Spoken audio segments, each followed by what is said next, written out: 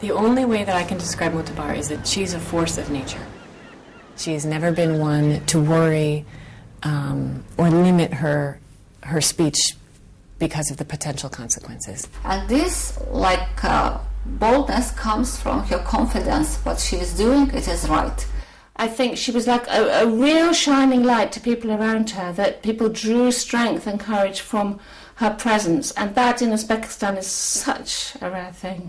She believes in a different future for her country, and she's worked very hard to try to create that future, and it got her in a lot of trouble. He tried to threaten her or to silence her or make a deal with her. But it didn't stop her. In years of working in Uzbekistan, I haven't met anybody quite like her. A lot of very brave people, but she really stands out. She's very small, but you can't let her size trick you.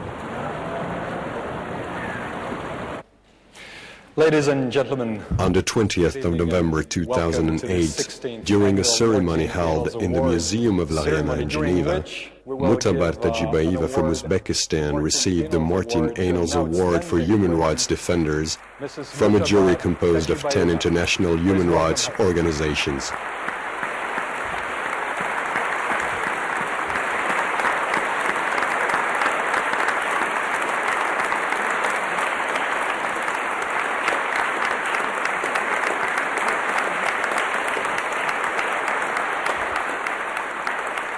you had to go through a lot of suffering while defending human rights. You were imprisoned, you were tortured, you went through a lot of pain. Would you have done all this, would you still have defended human rights the way you did, had you known that you would have to go through all this suffering? Yo'q, avvalo bunchalar darajada bir haligi vahshiy, menga nisbatan vahshiy munosabatda bo'lishlarini. When I started my human rights activities, I wouldn't have imagined that the repression against me, the harassment would be so strong. Kasbimga shunchalar darajada mehr qo'ydimki, hattoki qachonki meni uyimni yondirgan. Of course, I had already experienced many problems before being arrested.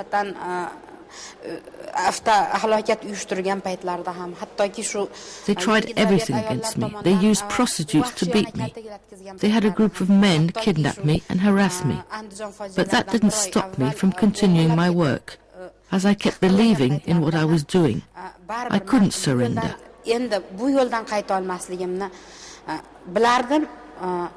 when I was in prison, when I thought that I wouldn't make it out alive, even at that time, I thought that I couldn't stop my work. Even when I was tortured in prison, I thought I would never stop my activities.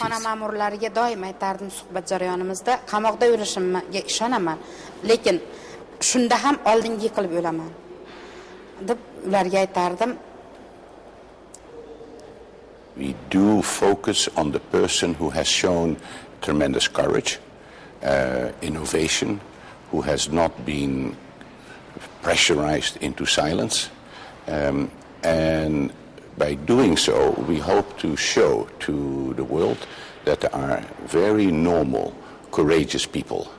Heroes are normal people who do extraordinary things in extraordinary times.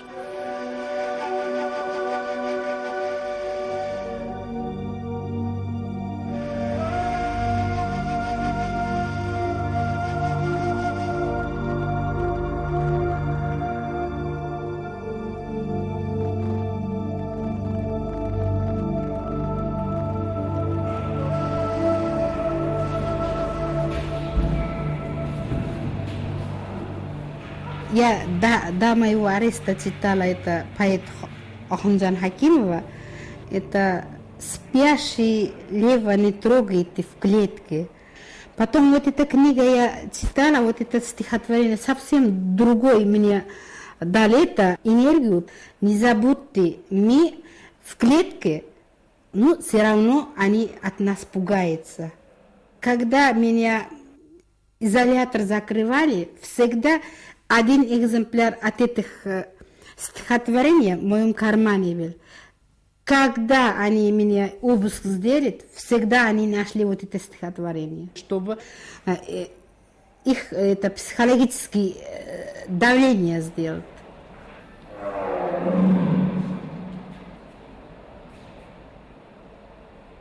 Когда меня избили, когда меня арестовали, когда похитили, изнасиловали, и вот против меня, моей деятельности, что они не сделали бы, это все дали мне мужество, и я опять продолжала свою борьбу. И вот в конце они только сломали меня это физически, а духовно они не смогли сломать меня. It's clear from many reports from Human Rights Watch and other sources in the Human Rights Watch community that the situation in terms of human rights is continuously degrading. It's a continued serious abuses of human rights. The situation has gotten worse after Andijan and continues to go down the wrong way. In connection with terrorist acts committed in the city of Andijan on May 2005, it was established the following. On May 12-13th, from the period 23:45 till 45 minutes past midnight, within 1 hour.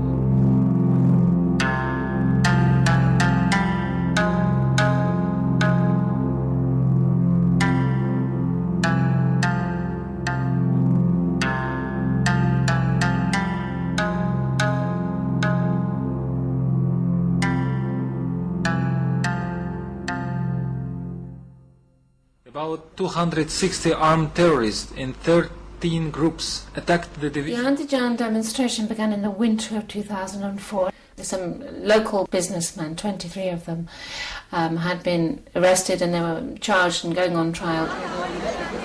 They're peaceful, well-organised and absolutely determined. The supporters of 23 young men accused of Islamic extremism. These people have come here today because they want justice for their sons, their brothers, their friends who are inside the courthouse.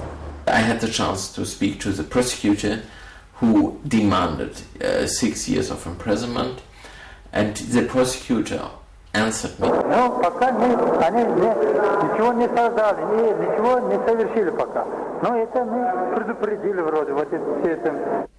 Poverty, unemployment, justice, having a son in prison, these are the constant aches of every family in Uzbekistan. Every story, behind every door in the country you'll find these things. The army began to build up on two sides of the crowd, and it really didn't look as though they would just storm in.